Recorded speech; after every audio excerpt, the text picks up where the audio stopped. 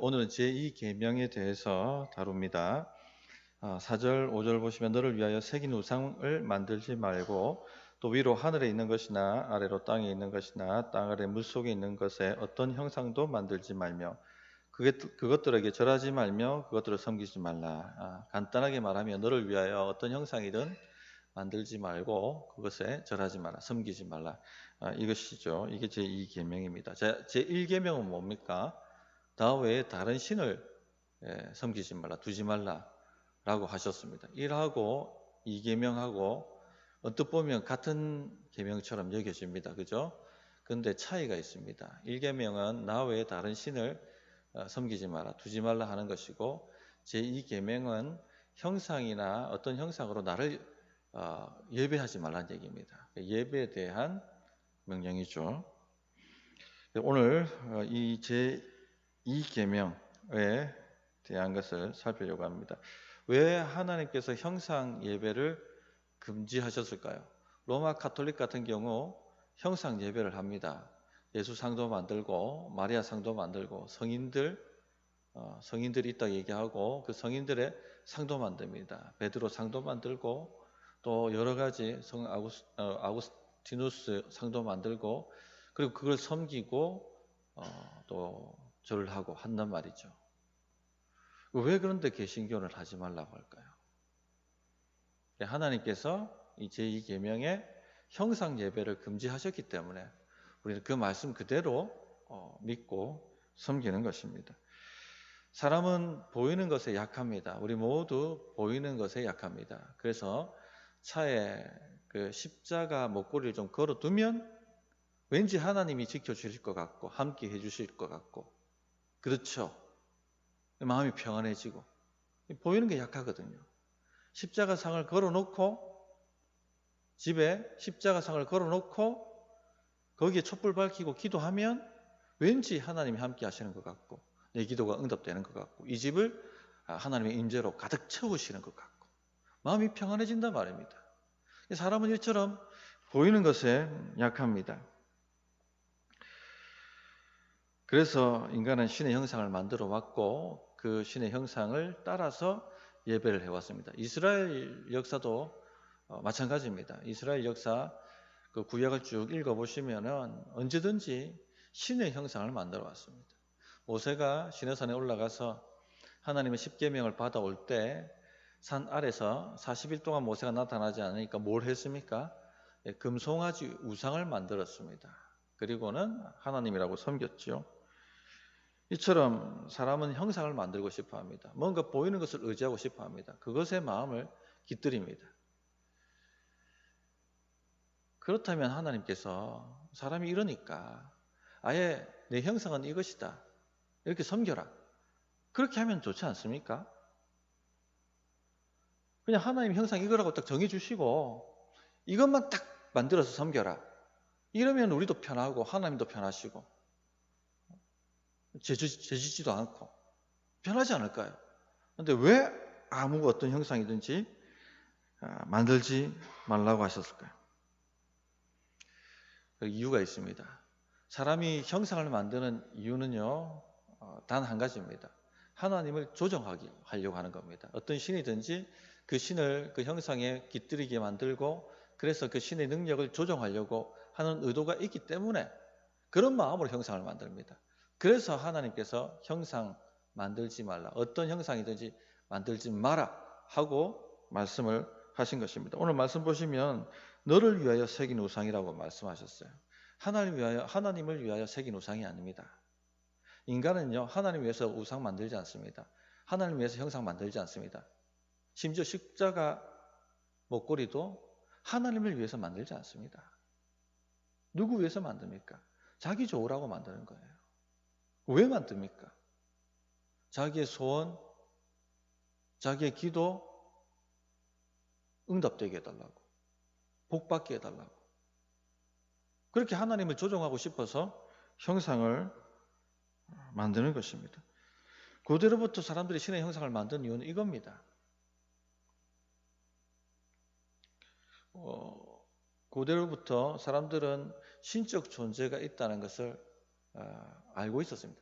지금 시대 사람은 모를까요? 압니다. 깊은 의식 가운데는 알고 있죠. 그래서 옛날에 우리가 흔히 쓰는 말이 스님이 이렇게 징금다리 건너가다가 미끄러지면 뭐라고 얘기합니까? 아이고 하나님.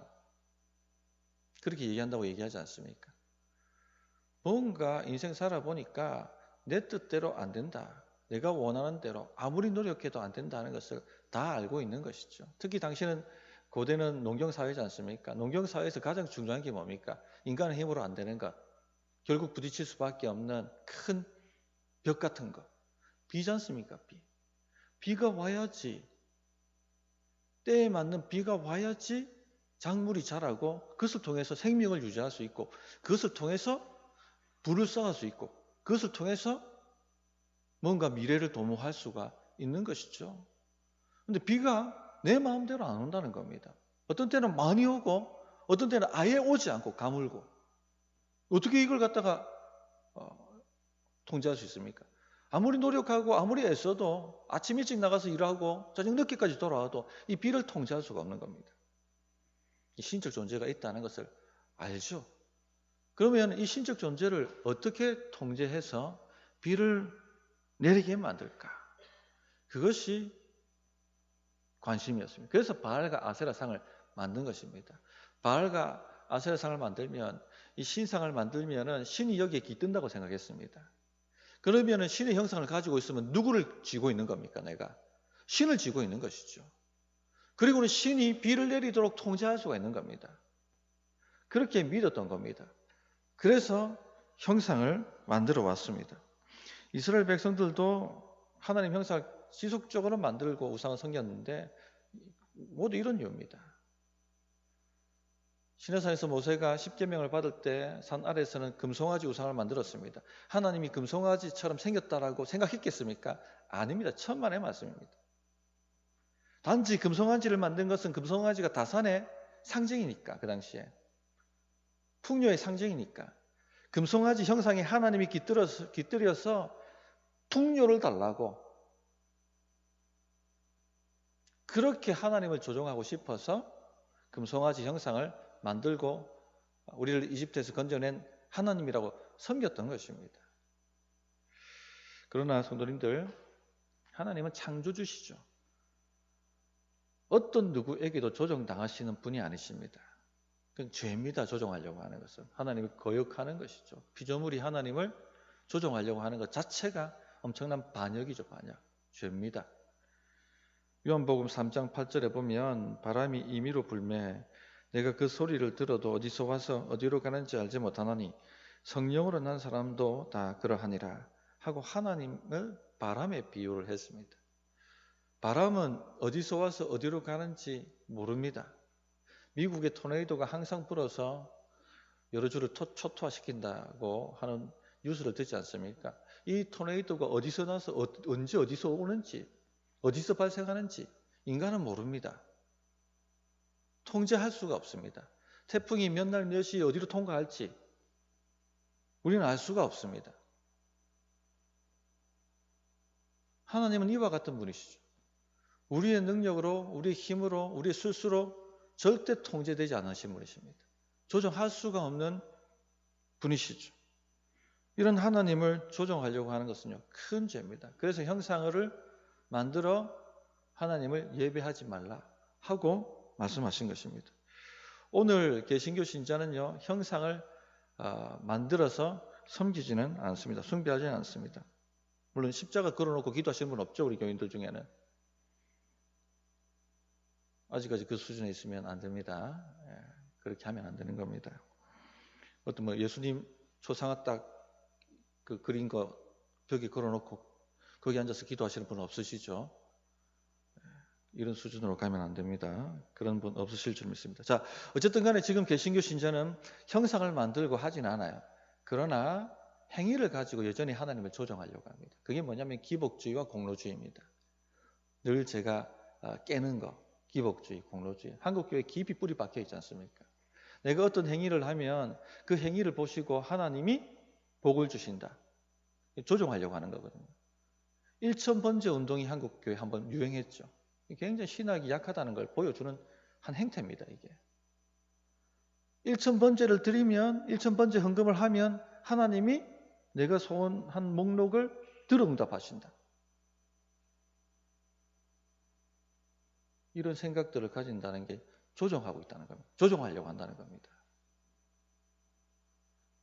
새벽에 제일 먼저 와가지고 문을 열고 성도들 오기 전에 불을 켜고 365일 그렇게 하면 하나님이 나에게 복을 주실 것이다. 이렇게 믿는 분들도 있죠. 다 조종하려고 하는 겁니다. 하나님 어떤 행위를 가지고. 형상은 만들지 않았지만 하나님을 조종하려고 하는 맥락에서는 같은 자라는 얘기입니다. 그렇게 섬겨서는 안 됩니다. 자, 그렇다면 하나님을 어떻게 예배해야 합니까? 형상으로 예배하지 말라고 하셨는데 우리는 하나님을 말씀으로 예배하는 겁니다. 말씀으로. 눈에 보이지 않고 손에 잡히지 않지만 주님이 말씀하시면 그렇다고 하면 그런 줄 믿는 믿음으로 예배하는 것입니다. 신명기 4장 36절에 보면 여호와께서 너를 교훈하시려고 하늘에서부터 그의 음성을 내게 듣게 하시며 땅에서는 그의 큰 불을 내게 보이시고 내가 불 가운데서 나오는 그의 말씀을 듣게 하셨느니라. 하나님께서 호레스산에 임하셨는데 불기둥만 보였지 하나님 형상이 보이지 않았습니다. 하나님 형상을 보여주시지 않았습니다. 그런데 무엇을 보여주셨습니까? 주의 음성을 듣게 만드셨죠. 주의 말씀을 들려주셨습니다. 말씀을 듣고 말씀으로 예배하라 라고 정해주신 것입니다. 언약궤를 봐도 그렇죠. 언약궤는 어떤 형상이 없습니다. 그냥 나무 궤짝에다가 십계명 집어넣고 아론의 상난 지팡이와 만나 항아리 집어넣은 게 전부입니다. 즉 말씀으로 하나님을 예배하라는 것이죠. 말씀의 두 돌판이 그 안에 들어가 있는 것입니다. 민수기 7장 89절에 보면 모세가 회막에 들어가서 여호와께 말을 할 때 증거계 위, 속죄소 위에 두 그룹 사이에서 자기에게 말씀하시는 목소리를 들었으니 여호와께서 그에게 말씀하심이었더라. 언약궤에서도 말씀입니다. 말씀. 우리가 하나님을 영과 진리로 예배한다 할 때 말씀입니다.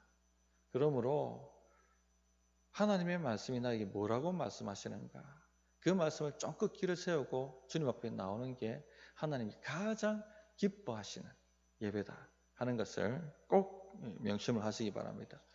자, 그런데 5절, 6절을 보시면 그것들에 절하지 말며 그것들을 섬기지 말라. 내 하나님 여호와는 질투하는 하나님인즉 나를 미워하는 자의 죄를 갚되 아버지로부터 아들에게로 3, 4대까지 이르게 하거니와 나를 사랑하고 내 계명을 지키는 자에게는 천대까지 은혜를 베푸니라. 이렇게 말씀을 하셨거든요.